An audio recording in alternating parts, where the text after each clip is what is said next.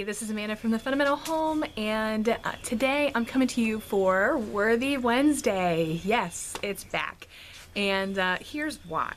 So I have been asked a few times recently about doing a Worthy Wednesday video on anxiety and depression. In fact, I've also been asked recently to do a blog post on it. And to be honest with you, I turned down the blog post because I didn't feel like I could adequately discuss it in a blog post. That's a pretty heavy topic. And I went ahead, after I had been asked several times about the anxiety and depression for a Worthy Wednesday video. I don't know what it was, but this particular time, a viewer named Abby asked me, and there was just something about it I felt like, okay, now is the time to discuss it. And I thought, okay, but I really can't discuss it in one video.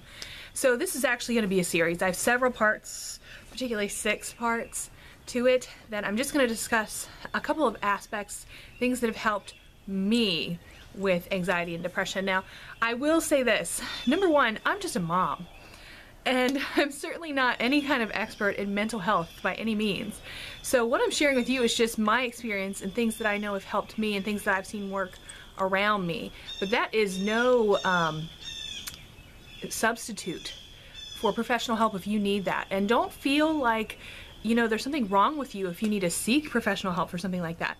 People go through difficult times. Everyone has difficult times in their lives. And just because they haven't had them yet, doesn't mean they're not going to have them. You know, all of us need help and support from time to time. So don't feel like you shouldn't go seek some of that if that's what you need. Do it. Make it happen because it's what's best for you. I myself, I've never really had any struggle with anxiety and depression all my life. I'm really a super happy, optimistic person. So I never really had any trouble until a few years ago when Ricky got sick, right?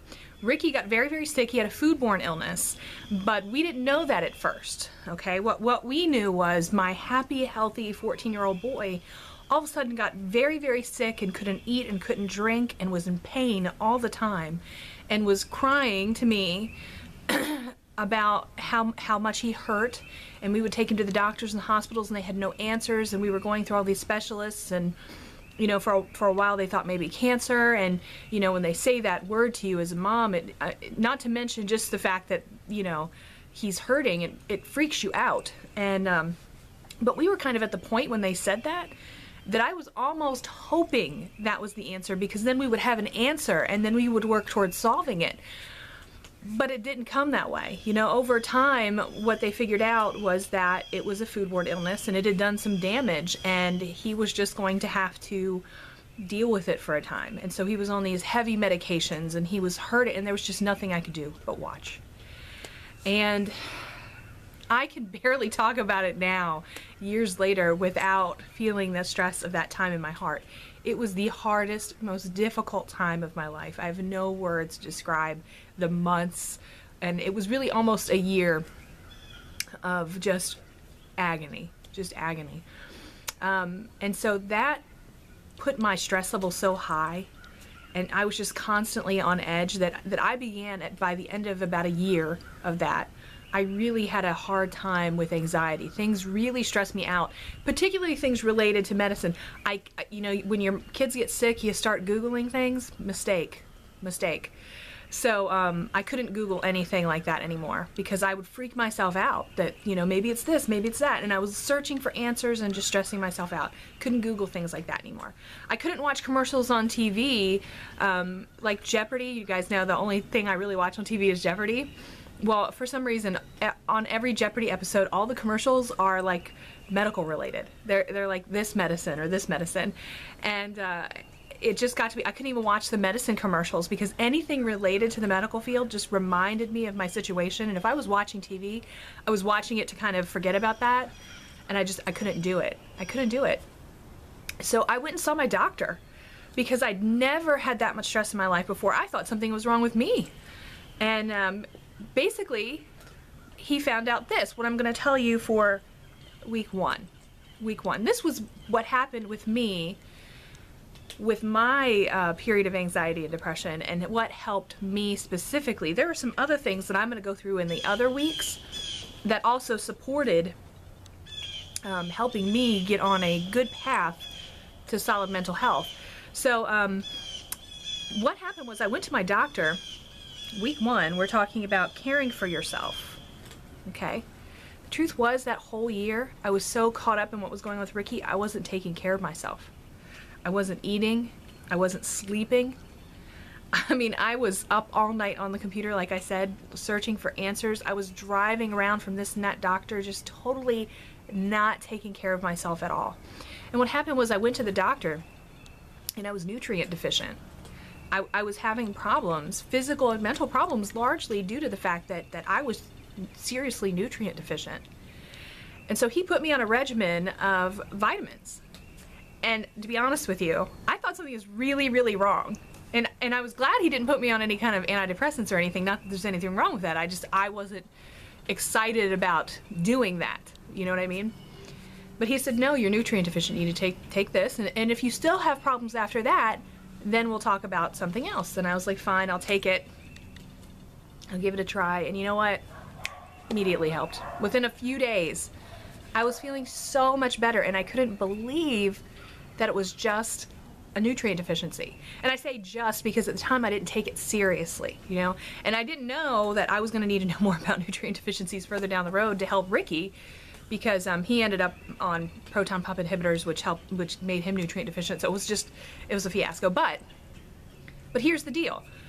It really opened my eyes to the fact that how fragile our bodies are in terms of the things we put in it, and how we need, and I'm sorry for the birds, you know, I live in the wilderness. There's always some animal or another making noise, or trees falling. Anyway, so here's the thing, I really didn't realize how important it was, because I guess you know, all through your 20s and in my 30s, I kind of took for granted my health. And I didn't really pay attention to the things that I put in my body as much as I should have. I got really serious about trying to find nutrient-dense foods. And we still have, from time to time, if I start feeling stressed, I start really going back into what I've been eating and say, have I had enough iron? You know, have I had enough magnesium? Have I had enough B12? I really start reflecting on what I'm eating, and I really should pay attention to it in advance, right? And that's what I'm encouraging you to do. But the whole point is that I wasn't taking care of myself, and it led to this period of anxiety and depression. And, you know, when you're in the midst of all this difficulty, and you think you can just push yourself aside, you kind of break yourself down to the point that I had to, at that point, I was so broken and stressed that I had to push Ricky's needs aside, which I didn't want to do, but I had to say, you know what, Rick, you're gonna have to take over some of these details that I've been doing, because I have to take care of me for a little bit, because I'm like falling apart.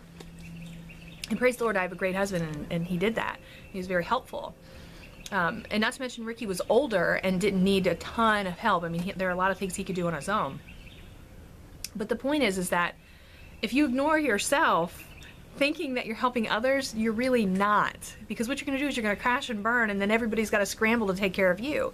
It's better for everyone, including you, if you just take care of yourself right in the first place, right? So anyway, all of that story to say that the number one thing that I think that you can do to help with your anxiety and depression, just see if it helps. You know, again, this is no substitute for any kind of professional medical help. But I definitely think that something that you can do on your own is make sure you're eating right, for sure. Really evaluate whether or not you're getting enough nutrient-dense food. Get some exercise. You know, I know when I was a young mom, and I had 3 little ones in the house, little ones. My friend and I, we got kind of conscious of our figures, our weight. And so we decided we were going to go walking every day. And we lived in the same neighborhood, and we could do it without, we lived in a neighborhood then. And it was just easy to take our strollers and just walk, right? And it wouldn't be so easy here, but it was easy there. And I don't know what it was. I hadn't felt stressed before we started doing our walking routine. But I noticed this. I slept so much better after we started walking every day. And things that used to stress me out just kind of rolled off my back. And it was so much that I noticed it. And I was like, wow, walking just really makes you just so, I don't know, just so relaxed. I don't know. And what it was the exercise, because I was, you know, I was in the house with 3 kids all the time, and I wasn't really going anywhere or doing anything. I wasn't getting exercise. And I didn't even realize how much tension had built up within me. And I wasn't really feeling any kind of anxiety or depression then, but at the same time, there was a noticeable difference in my stress level. And of course, we know stress is a large part of all that anxiety and depression for some people, and it was for me at the time. So yeah, so there's the nutrition part, there's the exercise part, there's the sleep part. Like I just mentioned, you know, a lot of times we're not getting enough sleep.